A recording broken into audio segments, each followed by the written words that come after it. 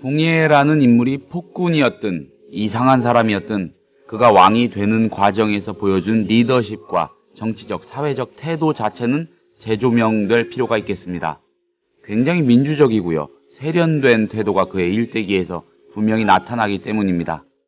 그렇다면 그가 말년에 보였던 이상한 모습은 어디서 비롯된 것일까요? 왜 그리 쓸쓸한 최후를 맞을 수밖에 없었을까요? 국민TV 라디오 30분 책 읽기 12월 25일 수요일 순서 시작합니다.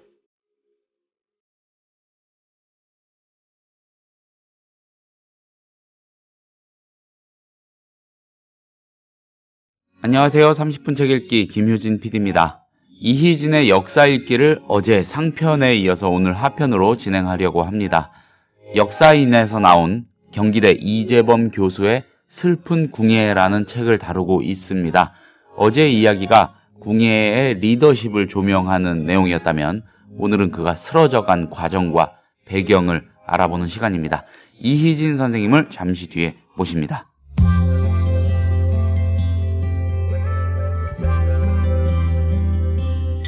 매일 아침 이 책 한 권. 국민TV 라디오 30분 책 읽기.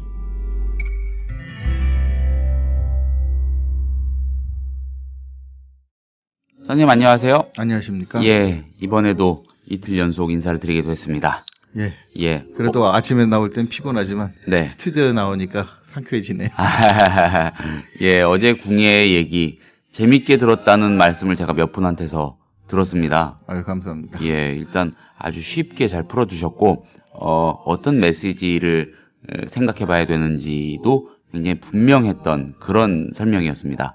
예, 어제 궁예의 리더십, 그리고 그가 왕이 된 과정에 대한 설명이었다면은 오늘은 그가 쓰러져간 이야기와 그 배경, 그 원인에 대한 얘기를 해주시는 거죠. 예, 그렇습니다. 예, 하편입니다. 자, 얘기를 시작을 해주시죠. 자, 그 쓸쓸한 말년.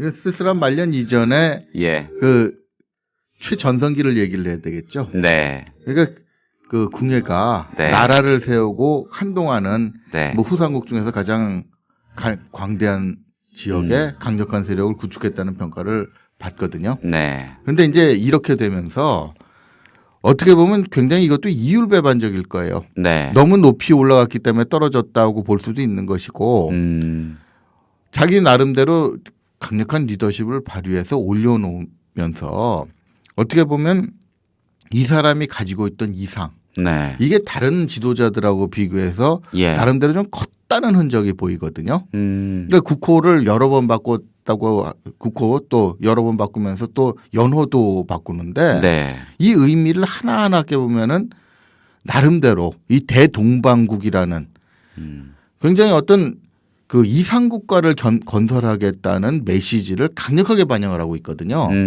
그거는 그만큼 궁예가 단순하게 권력을 잡는 게 아니라 자기가 생각하는 뭔가를 실현시키려고 했다는 시사가 되는 거죠. 네, 그런데 문제는 이상주의자들은 네. 항상 그 이상을 실현해 나가는 추진력이 강력하거든요. 예, 근데 이게 뒤집어 말하면은 약이 될 수도 있고 독이 될 수도 있는 거죠. 예, 약이라는 측면은 뭔가 그 현실에 네, 문제를 해결해 나가면서 그러니까 기존에 이제 기득권에 안주하거나 아니면은 적당히 타협하고 가거나 이런 게 아니라 네, 뭔가 현실적인 문제를 크게 고쳐 나가면서 이뤄내는 게 있을 수 있습니다. 예, 근데 문제는 이러다 보면은 네, 현실적인 어려움이라는 걸 무시하고 밀어붙이기만 할 수도 있다는 얘기죠. 그러니까 이 당시 이제 궁예가 야심을 갖게 되면서부터 또 새로운 과제가 생기는 거죠. 네, 첫 번째 문제가 뭐냐면은 뭔가 이루려면은 그 자기 세력권 내에 가진 인적 물적 자원이 어떤 정책적인 목표를 향해서 집중적으로 투입이 돼야 되거든요. 그거는 바로 그 자원을 투입할 수 있는 권력도 필요해진다는 얘기죠. 이게 뭐 현대에도 비슷하지 않습니까? 뭐 네. 그래서 개발 독재라는 말도 나오는데 사실 자원이 한정돼 있는 굉장히 아무리 큰 나라라고 해도 정책 목표에 따라서는 그 많은 자원도 부족해질 수가 있는 거거든요. 하물며 그렇게 크지도 않은 나라 같은 경우에는 뭔가 이루려고 했을 때 가지고 있는 자원이 굉장히 집중이 돼야 된단 말이죠. 우리나라가 예, 우리나라 대표적인 같은 예일 경우는 수 마찬가지고 있겠네요. 그러니까 예. 궁예 시절에는 사실 지금의 그 한국보다도 네. 뭐 그렇게 뭐 넓었다고 얘기할 수 있는 상황은 아니니까 네. 뭐 셋으로 갈라져 있는 것 중에 일부니까. 예. 그런데 궁예 같은 경우에는 대동방국이라고 했을 때는 중원도 그 당시 굉장히 혼란스러웠거든요. 그 중원 진출까지도 생각을 하고 있었던 것 같아요.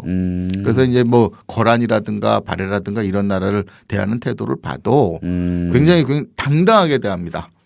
그 특히 연호를 쓰고 어쩌고 그랬다는 거는 뭐 대놓고 황제 행세를 한 거거든요. 그러니까 나도 너희들하고 못지않은 나라를 건설하고 뭐 중원에 대해서도 뭐 꿀리지 않고 진출을 하겠다는 식의 그 이상을 보여버린 거예요. 중원의 대국 입장에서는 저 조그만 나라가 자기네 연호를 저렇게 쓰고 있어 뭐 이렇게 아니, 자기네 연호가 아니라 독자적인 연호죠. 독자적인 연호를 예. 그러니까 거란 같이 그 당시는 거란이 상당히 일어나고 있는 상황이거든요. 네. 그런데 그 거란에 대해서도 굉장히 당당하게 밝힙니다. 음. 근데 문제는 이게 말뿐으로만 그러면은 별 문제가 안 되는데 네. 국회는 그걸 실현시키려고 한 것 같다는 얘기죠. 예. 근데 그러려면은 힘을 모아야 되잖아요. 네. 그러니까 지금처럼 민주주의 시대가 아니기 때문에 무슨 시스템으로 돌아간다는 걸 기대할 수 있는 상황은 아니라는 얘기죠. 네. 뭐 지금 산업화되고 정부화되고 민주화된 그 나라에서는 뭐 시스템이 돌아가게 만들어서 자동적으로 하는 그 정책적인 목표를 이뤄내는 네. 거를 이상으로 네. 치지만은 그 시대는 그런 걸 바랄 수 있는 시대는 아니거든요. 그런 건 뭔가 그 정책을 추진할 수 있는 힘이 필요한 거죠. 그 힘은 결국 권력의 집중으로 나타납니다. 근데 이게 바로 한동안 네. 이 궁예가 태봉이라는 나라를 세우기까지 예. 많이 모여들었던 호족들한테 어떻게 보면 궁예가 그 보여주는 비전, 그가 발휘하는 리더십을 보고 모여들었는데 이 리더십이 진짜 큰 목적을 위해서 가게 되니까 이 호족들 같은 경우에는 이 반대 현상이 나타나 버리는 거죠. 우리가 모여들었던 건 이유가 뭐냐? 사실 호족들 같은 경우에는 뭐 대부분의 지금 현재 정치인들도 마찬가지지만 네. 많은 사람들이 내가 저 밑으로 들어가서 얼마나 편하게 지낼 수 있느냐, 예. 뭐 이익을 얻을 수 있느냐 이런 식의 계산을 하는 거지 통치자가 무슨 이상을 갖고 있는지는 솔직히 두 번째 문제거든요. 그 이상이 나한테 유리하냐 불리하냐를 따지는 거지 그 이상이 전체 뭐 인류에 뭐 어떤 영향을 주느냐 백성들한테 뭘 혜택을 주느냐 이건 두 번째 문제거든요. 물론 뭐 예외적인 경우도 있겠지만 뭐 그 이상에 동조하는 사람들한테 물론 별개입니다. 그게 예. 나중에 이제 이거 뭐 결론부터 말씀드리면은 스포일러가 될지 모르겠습니다만은 예. 그 이상에 동조했던 사람들은 왕건의 정변이 일어났을 때 나중에 왕건한테 저항도 하고 그랬거든요. 뭐 그런 사람이 없다는 얘기는 아니지만 네. 문제는 상당수 일반적으로 무시할 수 없는 비중을 가진 사람들이 반발을 하기가 쉽다는 얘기죠. 예. 물론 그 사람들이 이걸 심하게 침해를 안 하면 모르겠는데 예. 자원을 집중적으로 모아야 되는데 호족들이 하고 싶은 거 다 하게. 그러니까 나중에 이제 이게 이율배반적으로 네. 왕건이 궁예를 몰아낸 왕건이 정권을 잡은 다음에는 고려라는 나라 자체가 이 호족들한테 상당히 많은 배려를 정책적으로 해줬어요. 뭐 전시과 제도부터 시작을 해가지고 오늘 이 얘기까지는 다 못하겠습니다만은 이 배려를 해줬기 때문에 고려는 궁녀에 그렇게 집중될 수 있는 체제는 아니었다는 얘기예요. 근데 그 궁예는 태봉의 국력을 그렇게 분산시켜 놓고 싶지 않았던 거거든요. 그러다 보니까 호족들이 이제부터는 좋아하질 않죠. 혼란스러운 시대에 궁예 밑으로 들어가면은 사실 그때는 생존 경쟁이 되니까 네. 누구 편에 붙어야 되고 뭐 잘못 붙었다가는 반대쪽 견훤이라든가 네. 뭐 신라는 별로 힘이 없지만 이런 세력들의 위협을 받는 것보다 밑에 들어가서 안전을 도모하는 것까지 좋았는데 네. 그 안전을 도모하는 게 호족들은 자기 기득권을 유지하면서 안전을 도모하고 싶었던 거지 네. 안전해지는 대신에 나는 기득권 다 뺏기고 충성을 하겠다. 이런 마인드가 아니었다는 게 기본적으로 갈등의 원인이 된 거죠. 그래서 이런 호족들이 상당히 반감을 갖게 됩니다. 네. 그리고 또 한 가지 더 중요한 요소가 있었죠. 이게 이제 궁예가 미륵을 자칭했다는 부분하고 연결이 되거든요. 예. 그러니까 이제 그 당시 시대 상황, 특히 네. 불교라는 종교가 가진 시대 상황, 그 시대 상황 속에서의 불교, 이 부분에 대해서 이해를 못하면은 그냥 궁예가 미쳐가지고 갑자기 자기가 하느님이라도 된 것처럼 구세주로 된 것처럼 미래를 자청했다라는 네. 식으로 생각하기가 십상이거든요. 그런데 지금 시대하고 조금 달랐다는 건 사실 지금 시대라고 해서 그 요소가 완전히 없어진 것도 아닙니다. 네. 이게 불교 교단이라는 게 뭐 불교를 비롯해서 어떤 종교든 역사 속에서 다 비슷한 성향을 가집니다. 네. 종교라고 다 같은 종교가 아니거든요. 교단 내지는 심지어는 교단에서 이 지도자들이 어떤 선택을 하냐에 따라서 종교 집단으로 남느냐 아니면 종교 집단을 벗어난 정치 집단이 되느냐 이런 거는 크게 영향을 받죠. 근데 그 당시 불교 교단이라는 거는 사실 종교 집단으로의 색채보다도 정치 세력화되어 있었던 거거든요. 그래서 아까 궁예가 어제 이 궁예가 성장하는 과정에서 3달 사이에 들어가는데 그 시절에 밀란이 일어나면서 백성들의 습격을 받는 절도 있었다는 얘기를 했었죠. 네. 왜 습격을 받았겠습니까? 백성들이 미쳤다고 곱게 돛 닦는 사람들한테 가가지고 불 지르고 그 파괴를 했겠습니까? 그게 그만큼 절이 정치 세력화되면서 어떻게 보면 백성들한테도 많은 횡포를 부려요. 뭐 고리대금업을 한다든가 아니면은 백성들의 자산을 뺏는 뭐 이런 사태도 있었으니까. 고리대업. 네, 그게 이제 요즘은 그런 개념이 많이 없어져 가지고 예. 절과 고리대금업을 연결시키는 사람이 별로 없는데 과거에는 구조적인 문제였어요. 그렇군요. 이 고리대가 이 대부업이 역사가 굉장하군요. 그렇죠. 그러니까 아니 왜 그러냐면은 자산을 모아놓는 데가 절 같은 예. 그 당시로서는 뭐 왕실이나 귀족 이외에는 절밖에 없어요. 왜 그러냐면 절을 세우려면 막대한 그 절을 운영하기 위해서 토지를 주지 않습니까? 그렇죠. 그건 기본적인 자산이 있기 때문에 이 자산에서 나오는 걸 가지고 빌려줄 여력이 있잖아요. 절이 돈 놓고 돈 먹기를 해가지고 현금을 쌓아두고 그걸로 그렇죠. 장사한 거군요. 그렇죠. 뭐 지금은 돈보다는 주로 곡식을 빌려줬겠지만 예. 어쨌든 곡식이든 돈이든 높은 이자를 받고 빌려주는 이런 짓은 뭐 신라에서부터 고려까지. 근데 나라가 망할 때 보면 주로 절이 고리대금을 많이 합니다. 신라도 망할 때 고려가 망할 때 다 그런 짓을 했다는 거예요. 그렇군요. 그런 맥락이 있군요. 그러니까 이게 굉장한 기득권층이에요. 예. 근데 이걸 이 통치자들이 의식을 안 할 수가 없는 거죠. 그러니까 일단 정치 세력화에 되기 때문에 정치적인 파워가 있죠. 네. 또 한 가지는 그거 못지않게 의식을 해야 되는 게 여론 형성을 하는 역할을 한다는 거예요. 그러니까 요즘도 그렇잖아요. 뭐 교회 같은 데 가가지고 목사님이 시국에 대한 얘기 가끔 하거든요. 네. 그런데 그 목사님 성향에 따라서 시국에 대한 얘기가 주로 정부에 대한 평가가 굉장히 많이 들어가는데 네. 정부를 좋게 얘기해 주느냐 나쁘게 얘기해 주느냐에 따라서 신도들의 향방이 오락가락하거든요. 그렇죠. 그러니까 지금도 정치인들이 이 종교인들 눈치 네. 보지 않습니까? 네. 가급적이면 친하게 지내려고 그러고 친하게 지내야 자기한테 좋게 얘기해 주지 사이 벌어지면은 거기 속한 신도들은 거의 자동적으로 원수되는 거거든요. 그러니까 그 당시에도 마찬가지입니다. 호족들 못지않게 중요한 게 불교 교단의 향방이에요. 그러니까 신라가 분열되면서 이제 망하게 되는 게 네. 그 전까지만 해도 교종 계열을 완전히 장악을 해가지고 화엄정 중심으로 그걸 왕실이 장악해서 백성들한테 그 불교 믿게 한 게 이건 뭐 신라 초기부터 들어가야 됩니다만은 예. 아니 왕실이 나서가지고 왜 불교를 보급하겠어요? 속세 떠나라고. 속세 떠나라는 논리 보급한 게 아니거든요. 그렇죠. 그런 거라면은 그러면 국력을 소진해 버리는 행위니까. 소진이 아니라 나라 망하게 만들자는 거 아닙니까? 속세 통치자인 왕이 뭐하러 그런 짓 하겠어요. 예. 그게 아니라 소위 말하는 왕즉불 이렇게 해가지고 왕이 곧 부처다. 이런 논리 보급하면서 이데올로적으로 불교 교단이 권력 모아주는 역할을 했거든요. 그런데 이제 신라 말기가 되면은 이게 깨져나가기 시작합니다.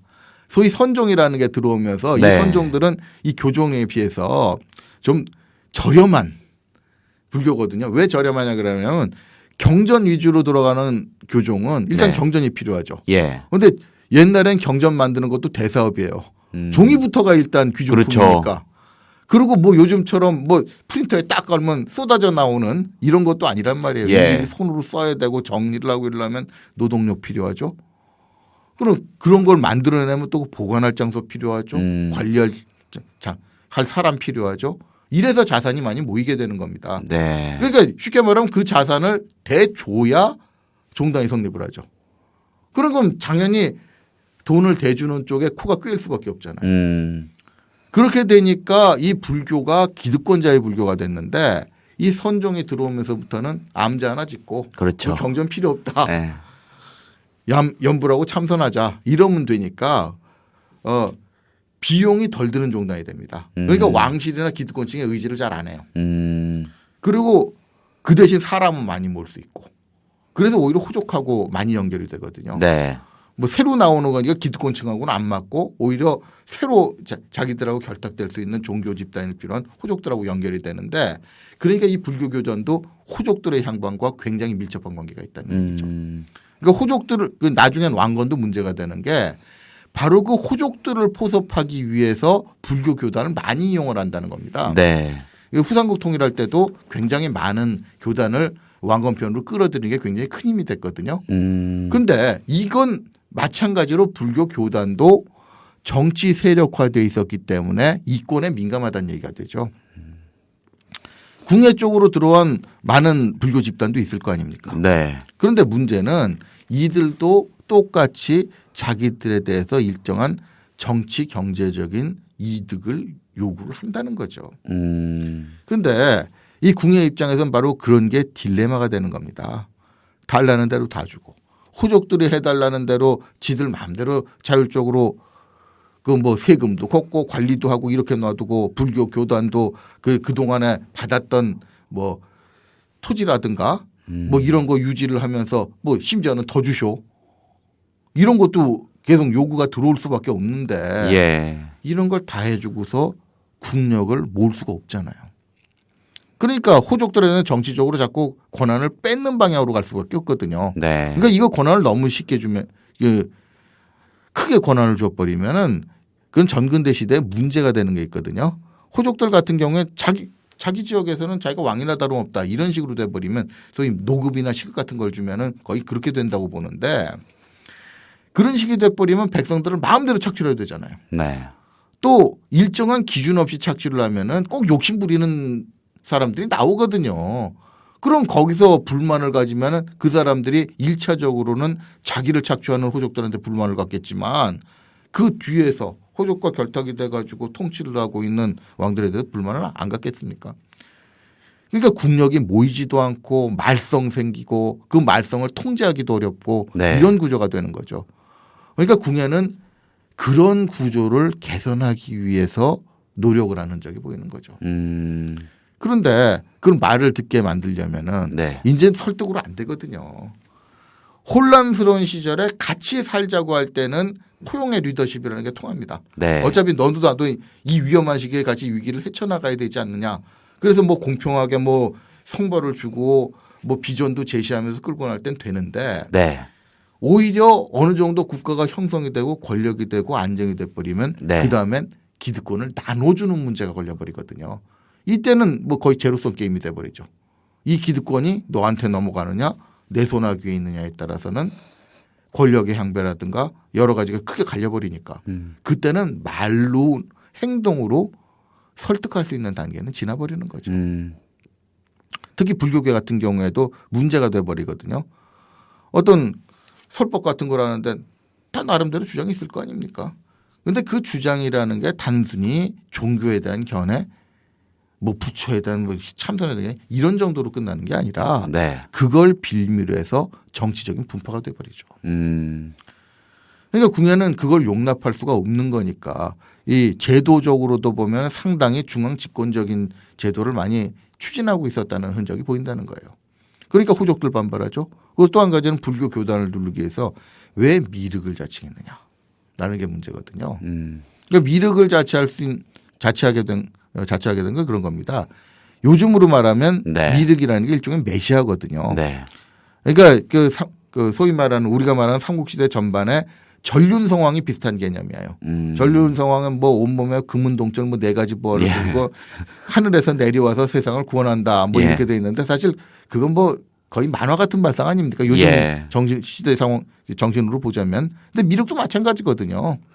전륜성왕이 일단 세상을 구해 내려온 뭐 화신이라면은 미륵도 그 이후에 세상이 그 일종의 종말론 비슷한 겁니다. 종말이 와가지고 싹 망한 다음에 그 세상을 구원해가지고 나가는 게 왜 기독교하고 그렇게 비슷한지 종교에서 나오는 구원은 비슷하거든요. 네. 그런 상징이에요. 근데 미륵을 자처하다는 건 내가 이 세상을 구원하기 위해서 왔다는 의미가 되는 거죠. 근데 카리스마적 지배가 통하던 시대에는 굉장히 중요한 요소가 됩니다. 아, 그렇군요. 그러니까 삼국시 때 초반에도 각 왕들이 네. 왜 전륜성왕을 지칭했겠어요. 자칭한 게 내가 세상을 구하러 왔으니까 이 험악한 시대에 나를 믿고 따르라 이런 거거든요. 사실 비슷한 맥락에서 그 캐릭터가 미륵으로만 바뀐 겁니다. 그게 그리고 먹히는 컨셉이었다는 말씀이시죠? 그렇죠. 그 그러니까 시대는. 많은 사람들이 미륵을 자처를 했어요. 예. 근데 이제 그 역사 속에서 조용히 자기들끼리 미륵을 자처하다가 사라져간 사람들은 기억도 안 하고 누가 관심도 안 가지니까 부각이 안 되는 것뿐인데 네. 궁예가 자칭한 미륵은 한 나라의 통치자로서 미륵을 자칭한 거잖아요. 그런데 이 세상을 구원할 일종의 메시아로서 이 네. 통치자가 나섰단 말이죠. 그렇게 되면은 그건 불교계 같은 경우에도 어떻게 되냐면은 세상을 구원하러 오신 미륵인데 거기다 대고 자기들끼리 무슨 다른 강설을 하고 다른 뭐 해석을 내놓고 안 되잖아요. 네. 이 얘기는 뭐냐면 궁예 입장에서는 불교계를 통제하려는 거였죠. 그럼 강력하게 통제를 받게 된 불교계에서도 반발이 없을 수가 없다는 얘기죠. 네. 그러니까 어떻게 보면 그 당시 사회에서 주요한 기득권층이라는 호족들, 불교계 사원 네. 이들이 궁예에 대해서 불만을 갖게 된 거죠. 결국은 기득권과의 싸움에서 진 거군요. 그렇죠. 그러니까 이거를 어떻게 헤쳐나가느냐가 문제인 거예요. 그러니까 예. 왜 궁예가 미륵관신법을 썼느냐. 불만 가진 건 알거든요. 예. 근데 이거 그냥 놔두다가는 자기가 무마할 그 선택의 기로가 둘 아닙니까? 예. 적당히 타협을 하고 나눠주고 무마를 하던가 안 그러면 누를 수밖에 없어요. 거기서 후자를 택했던 건데 궁정에는 누르는 방법을 택한 거죠. 그 반작용을 이기지 못했군요. 그렇죠. 그러니까 미륵관신법이라는 것도 뭐냐면은 예. 원래 미륵의 관심이라는 건 그런 개념이 아니에요. 뭐 도가 통하면 세상의 모든 걸 다 꿰뚫어 볼 수 있다는 개념인데 내가 미륵이니까 니들 속도 볼 수 있다는 쪽으로 정치적으로 지금식으로 말하면 좀 악용을 했달까? 남을 탄압하는 수단으로 악용을 한 거죠. 그러니까 미륵관시법이 나온 것도 어떻게 보면 그 자체를 보면 악용인데 반발을 누르기 위한 수단으로 그걸 써먹은 거죠. 그러니까 불만 있는 사람은 지목을 해가지고 뭐 네 속을 보니까 반역이 역모를 꾸미고 있다는데 뭐 미륵이니까 보인다는데 다른 사람한테는 난 안 그랬어 하고 속을 까짓지 뽑을 수 없는 거 아닙니까? 예. 그러니까 잡아다가 죽여버리기에는 숙청을 해보기엔 딱 좋은 명분이에요. 예. 근데 이게 심해져 가지고 이제 자기 예. 아들들 이건 뭐 신광보살 청광보살 그래가지고 다 보살주의까지 쳤던 아들들까지 다 제거를 해버렸다는 거 아닙니까? 이거는 뒤집어 말하면은 그만큼 궁예가 고립이 됐다는 얘기죠. 그 반증. 그렇죠. 방증이었던 거네. 예, 예. 그러니까 이 왕건을 추대하게 된 것도 보면은 예. 유력한 호족들. 예. 물론 왕건하고 같은 이 예성강의 폐강진 근처의 호족들을 중심이 됩니다만은 예. 많은 호족들이 왜 왕건을 추대를 했겠느냐는 거죠. 어제 그 마지막에 말씀드렸지만 왕건은 굉장히 유유부단한 사람이거든요. 예. 그런 캐릭터가 많이 나옵니다. 나중에 보면은 고려라는 나라 세우면서 호족들한테 많은 기득권을 보장해 줬지 않습니까? 이럴 사람이니까 추대를 한 거예요. 아하. 뒤집어 말하면. 이제 궁예라는 저 친구 나가는 거 보니까 일껏 추대를 해가지고 통치자 만들어주고 밑으로 들어와가지고 그거 충성해주고 이랬더니 이거 뭐 자기 혼자 족주한다 이거죠. 너무 센 사람에 대한 거부감이 기본적으로 있었고. 그렇죠. 그러면서 호족 기득권을 지켜줄 것만 같았던 예. 다소 우유부단하고 유약한 데도 있고. 그렇죠. 그랬던 왕건의 등장이라는 건 어쩌면 자연스러웠을 수도 있겠습니다. 그렇죠. 예. 그래서 그 어떻게 보면 호족을 중심으로 한 기득권층이 예. 왕건을 추대하는 거죠. 왕건을 추대한다는 건 결국 궁예 정권을 몰아내기 위한 네. 대안으로서의 왕건이 부각이 된 거죠. 그리고 다시는 궁예 같은 놈은 안 돼. 예. 하는 계산에서. 그 메시지가 있는 거죠. 예. 그러니까 그래서 결과적으로는 궁예가 밀려났는데 네. 사실 저 삼국사기 같은 데 나오는 것처럼 궁예가 그렇게 일방적인 폭군이라고 볼 수 있느냐의 의문이 생긴 게 그런 거거든요. 왕건의 반란에 그 저항하는 세력들도 있었어요. 음. 그러니까 뭐 노골적으로 이제 역쿠데타라고 하죠. 왕건을 몰아내는 정변을 일으키는 경우도 있었고 또 상당수는 궁예가 권좌에서 몰려나니까 오히려 자기가 가진 성을 들고 후백제로 귀부해버리는 그런 호족들도 상당수 나타났거든요. 네. 이런 걸 보면은 궁예에 대한 지지, 궁예와 뜻을 같이 하는 사람도 만만치 않게 있었다는 반증이 되죠. 어제 오늘 합쳐서 1시간인데 예. 궁예가 등극하는 이야기부터 이 쓰러져가는 이야기까지 이렇게 일목요연하게 정리를 해주셨습니다. 좀 흐름을 알 것 같아요. 아이, 감사합니다. 상편과 하편으로 다뤄봤습니다. 슬픈 궁예라는 책으로요. 오늘 하편이었고 많은 분들이 재미나게 들으셨을 것 같습니다. 예, 선생님 이틀간 고생 많으셨습니다. 감사합니다. 감사합니다. 국민TV 미디어 협동조합 조합원에게만 드리는 혜택. 당신의 영어 실력, 이제 원스톱 잉글리쉬가 해결해드립니다. 창의적이고 뛰어난 발성의 영어회화 학습 사이트 원스톱 잉글리쉬. 영어 표현을 암기시켜주는 동영상과 상황별, 주제별, 문법 패턴 표현을 검색하고 듣고 영작도 할 수 있는 영어 학습 포탈 원스톱 잉글리쉬. 주소창에 onestopeng.com. 국민TV 조합원이 되시면 영어학습 콘텐츠를 3개월간 무료로 이용할 수 있는 혜택을 드립니다. 자세한 내용은 국민TV 홈페이지를 참고해주세요.